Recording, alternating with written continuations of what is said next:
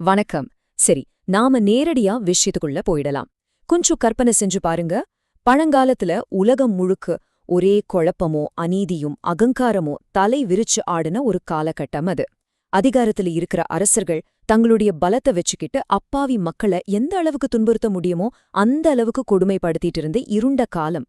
அப்படிப்பட்ட ஒரு சூழல்ல உலகத்தை காப்பாத்துறதுக்காக மகாவிஷ்ணு எடுத்த வலிமை மிக்க 6வது அவதாரம்தான் பரசுராமர். இன்னிக்கு அந்த மாவீரனோட காவிய பயணத்தை நாம அலச போறோம். இது ஏதோ ஒரு வீரனோட கதை கிடையாதுங்க. இது தர்மத்துக்கும் அதர்மத்துக்கும் இடையில நடந்த ஒரு பிரம்மாண்டமான போராட்டம். இப்போ உங்க மனசுல ஒரு கேள்வி வரலாம். தர்மம் அழிஞ்சு அதர்மம் தலைவிரிச்சு ஆடும்போது உண்மையிலேயே என்னதான் நடக்கும்? பிரபஞ்சத்தோட பேலன்ஸ் தவறும்போது இயற்கையே அதுக்கு ஒரு பதிலடி கொடுக்கும் இல்லையா? அதுதான் இங்கேயும் நடக்குது. இது வெறும் 2 அரசர்களுக்கு இடையில நடக்கிற சாதாரண போர் இல்ல. பேரழிவை உருவாக்குற பேராசைக்கும் பிரபஞ்சத்தோட தர்மத்துக்கும் இடையில நடக்கிற ஒரு மாபெரும் யுத்தம்.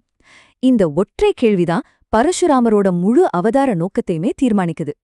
இந்த கதையோட மையப்புள்ளியே ஒரு பெரிய முரண்பாடுதான். ஒரு பக்கம் பாத்தீங்கன்னா ஜமதக்னி முனிவரோட அமைதியான ஆசிரமம், ரொம்ப சிம்பிளான ஆன்மீகமும் தெய்வீகமும் நிறைஞ்ச இடம்.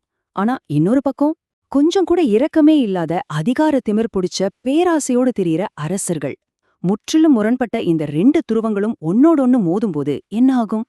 வரப்போற ஒரு பெரிய புயல்கான அமைதிதான் இது. இந்த குழப்பங்களையெல்லாம் தீர்க்க வந்தவர்தான் நம்ம கதையோட ஹீரோ. ஜமதக்னி முனிவருக்கும் ரேணுகாதேவிக்கும் பிறந்த ஆண் குழந்தைக்கு அவங்க அன்பா வச்ச பேர் ராமர். ஆனா உலகமே அவரை பரசுராமர்னு தான் கொண்டாடுது. அது ஏன்னு தெரியுமா? ஏன்னா அவர் எப்பவும் பரசு அப்படின்னு சொல்லப்படுற ஒரு தெய்வீக கோடாரிய தாங்கியிருப்பாரு. இது வெறும் மரங்களை வெட்டுற கோடாரி இல்ல, மனிதர்களோட உள்ளத்துல வேரூன்றி இருக்கிற அகந்தைய வெட்டிச் சாய்க்கிற ஆயுதம். ஒரு மனிதனோட ஆயுதமே அவரோட அடையாளமா மாறுறதுக்கு எந்த அளவுக்கு அர்ப்பணிப்பு வேணும்னு கொஞ்சம் யோசிச்சு பாருங்க. அந்த பெயர் அவருக்கு சும்மா கிடைச்சிடல. சின்ன வயசுலயே வேதங்கள், பழங்கால போர்க்கலைகள்னு எல்லாத்தையும் கரைச்சு குடிச்சிட்டாரு. அது மட்டும் இல்லாம காடுகள்ல வெயில் மழைன்னு பார்க்காம சிவபெருமான நோக்கி ரொம்ப கடுமையான தவம் இருந்தாரு. அவரோட பக்தியையும் விடாமுயற்சியும் பார்த்து மெச்சி போன சிவபெருமான் அளப்பெரிய சக்தி கொண்ட அப்படியே ஜொலிக்கிற ஒரு தெய்வீக கோடாரிய அவருக்கு பரிசா கொடுத்தாரு. நீதிக்கான மிகச்சிறந்த ஆயுதம் அது. ஆனா இங்கதான் ஒரு ட்விஸ்ட். அந்த கோடாரியை கொடுக்கும்போது சிவபெருமான் ஒரு முக்கியமான நிபந்தனை வச்சார். இத தர்மத்தை காக்கிறதுக்காக மட்டுமே நீ பயன்படுத்தணும். இந்த ஒற்றை வரிதான் பரசுராமரோட எதிர்கால செயல்கள் அனைத்துக்குமே ஒரு தார்மீக அடித்தளம். கோபம் தர்மத்துக்காக வெளிப்படும்போது அது நீதியா மாறுது, அதுவே சுயநலத்துக்காக இருந்தா அழிவா மாறுது அப்படிங்கிறது இது நமக்கு ரொம்ப தெளிவா உணர்த்துது. சரி, இப்போ கதையில ஒரு பெரிய திருப்பு முனை வருது. அமைதியா இருந்த அந்த ஆசிரமத்துக்குள்ள 1000 கைகள் கொண்ட வலிமை மிக்க மன்னன் கார்த்தவீரிய அர்ஜுனன் தன்னோட பிரம்மாண்டமான படையோடு நுழையிறான். ஆரம்பத்துல நல்லவனா இருந்த இவன் அதிகார போதையால அகங்காரத்தோட உச்சில இருந்தான். முனிவரோட அமைதியான வாழ்க்கைக்குள்ள இந்த அரசனோட படைகள் வர்றது மிகப்பெரிய ஆபத்துக்கான ஒரு அலாரமா அமைஞ்சுது. இப்போ ஒரு லாஜிக்கான கேள்வி வரும். இவ்ளோ பெரிய படை காட்டுக்குள்ள வந்திருக்கே, அவங்களுக்கு எப்படி சாப்பாடு போடுறது? அங்கதான் ஒரு மேஜிக் நடக்குது. முனிவர் கிட்ட காமதேனு அப்படின்னு ஒரு தெய்வீக பசு இருந்துச்சு. கேட்டதெல்லாம் குடுக்கிற அதிசய பசு அது. கொஞ்சம் கற்பனை செஞ்சு பாருங்க. ஒரு சின்ன காட்டு ஆசிரமத்துல இருந்து ஒட்டுமொத்த இராணுவத்துக்கும் நிமிஷ நேரத்துல அறுசுவை உணவு கிடைக்குது. இத பாத்துட்டு மன்னன் சும்மா இருப்பானா?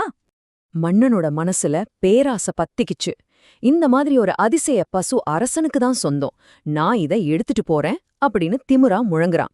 தர்மத்தை மீறி அந்த பசுவ பலவந்தமா இழுத்துட்டு போறான். முனிவரோட மனைவி ரேணுகா தேவி கதறி அழறாங்க. ஆசிரமத்தோட அமைதி உடைஞ்சு சுக்குநூறாகுது. மன்னன் செஞ்ச இந்த ஒரு பேராசையான காரியம் அவனோட சொந்த அழிவுக்கே விதையா மாறிடுச்சு. வெளியில போயிருந்த பரசுராமர் ஆசிரமத்துக்கு திரும்பி வர்றாரு. நடந்த விஷயம் தெரிய வருது. அவ்வளவுதான், அவரோட கண்கள் கோபத்துல சிவக்குது. அநீதிக்கு எதிரான முதல் மாபெரும் யுத்தம் வெடிக்குது. ஒரு சூறாவளி மாதிரி போய் மன்னனோட படைய தாக்குறாரு. மின்னல் வேகத்துல சுழன்ற அவரோட தெய்வீக கோடாரிக்கு முன்னாடி அந்த 1000 கை மன்னனால தாக்குப்பிடிக்கவே முடியல. அகந்தை வீழ்த்தப்படுது. எல்லாம் முடிஞ்சது, தர்மம் ஜெயிச்சிடுச்சுன்னு நாம நினைப்போம். ஆனா அங்கதான் ஒரு இருண்ட அத்தியாயம் தொடங்குது. கதையோட ரொம்ப எமோஷனலான கொஞ்சம் இருண்ட புள்ளி இதுதான். தன் தந்தை இறந்துட்டதால ஆத்திரமடைந்த மன்னனோட மகன்கள் ஒரு கோலத்தனமான காரியத்தை செய்றாங்க. பரசுராமர் ஆசிரமத்துல இல்லாத நேரமா பார்த்து நிராயுத பாணியா இருந்த வயதான ஜமதக்னி முனிவரை ரொம்ப கொடூரமா கொன்னுடுறாங்க. தர்மத்தை காக்க நினைச்ச ஒரு வீரனோட வாழ்க்கையில இப்படி ஒரு தாங்க முடியாத இழப்பு நடந்தா அவரோட கோபம் எந்த எல்லைக்கு செல்லும்னு நினைச்சு பாருங்க. ரத்த வெள்ளத்துல கிடக்கிற தன் தந்தைய பார்த்து பரசுராமர் கதறி அழுறாரு. அந்த அழுகை கொஞ்சம் கொஞ்சமா ஒரு பெரும் சீற்றமா மாறுது. அநியாயம் செய்யும் சத்திரியர்களை இந்த பூமியிலேருந்தே அழிப்பேன் அப்படின்னு உலகமே அதிர்ற அளவுக்கு ஒரு பிரம்மாண்டமான சபதம் எடுக்கிறாரு. இது வெறும் தனிப்பட்ட கோபம் கிடையாதுங்க, ஒட்டுமொத்த அநீதிக்கும் எதிரான பிரபஞ்சத்தோட கோபம் அது. இந்த சபதத்தோட தீவிரத்தை நம்ம ஒவ்வொருத்தரும் உணரணும். 21 இது சாதாரண எண் இல்லைங்க.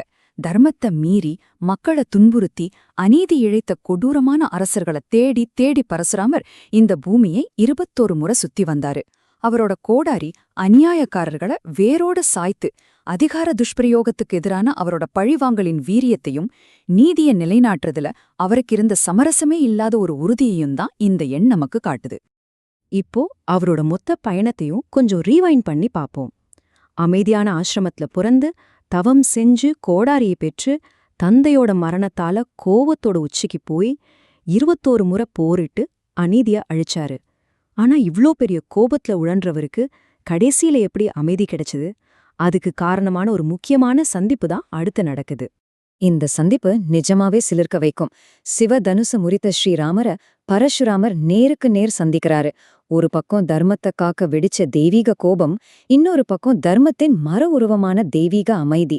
ஸ்ரீராமரோட கண்களை பார்த்த அந்த நொடிய பரசுராமருக்கு ஒரு உண்மை புரிஞ்சிடுச்சு. அட, இவர் விஷ்ணுவோட இன்னொரு அவதாரமாச்சே, தர்மத்தை காக்கிற பொறுப்பு இப்போ சரியான கைகளுக்கு வந்துடுச்சு அப்படின்னு உணர்றாரு. அவதாரத்தோட நோக்கமே முழுமையடைஞ்ச தருணம் அது.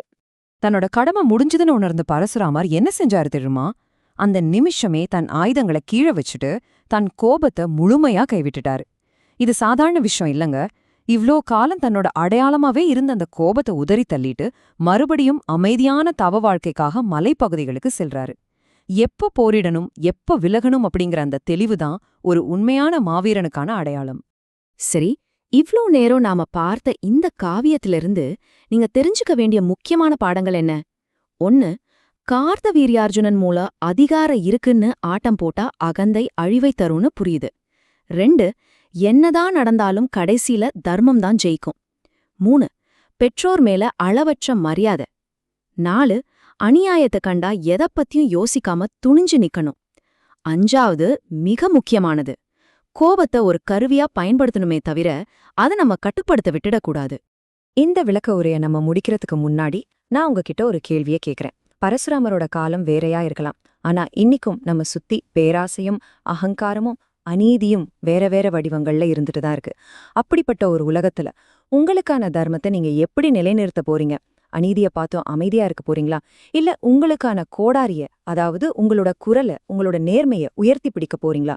கொஞ்சம் யோசிச்சு பாருங்க. இது போல இன்னொரு சுவாரஸ்யமான விளக்க உரையில நம்ம சந்திக்கலாம்.